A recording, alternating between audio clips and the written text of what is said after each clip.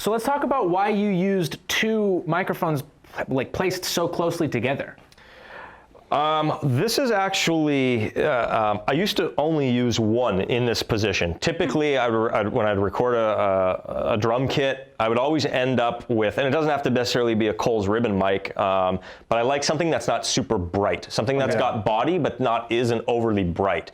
So ribbons are great for that. If I didn't have a ribbon mic, I would go for kind of a large diaphragm condenser that's not super bright, that's got more mids, maybe a 47 or even an 87 or 67, something like that, but not something really bright like a C12 or a 251. Yeah. Wouldn't do that. My favorite room mics for drums are actually Coles. I love them. Awesome. Fantastic. They take EQ great. You can EQ the snot out of them and they sound great. They take a lot of the bite out of like splashy cymbals, so you can get them close up on the kit.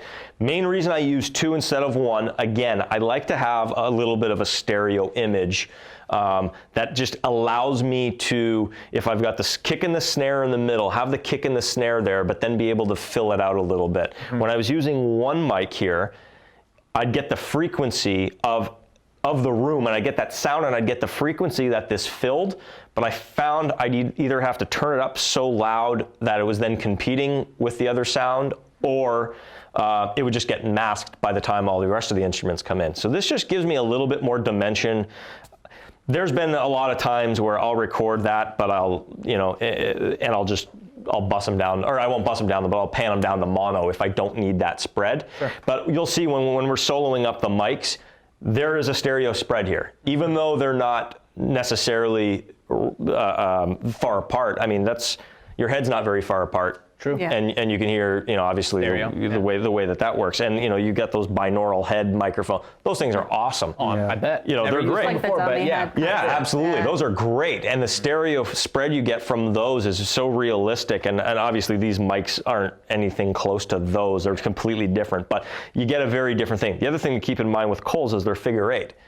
So I'm also getting sound bouncing off these walls and coming back into the back of this, which is also going to differentiate them and give it a little more bit depth. And the more difference, I mean, obviously you've got time difference, but you've also, time difference is going to be, how far it is from the kit, but you've also got, frequency difference and amplitude difference of different frequencies coming back. That's going to help it separate even more. Right. So it's not a super wide spread, but it helps just fill it out and give me a little depth if I need it. Plus, if there's a part in a song where I want to go only to these, don't collapse down to center, and then I have to figure out a way to faux a little bit of a left and a right. Exactly.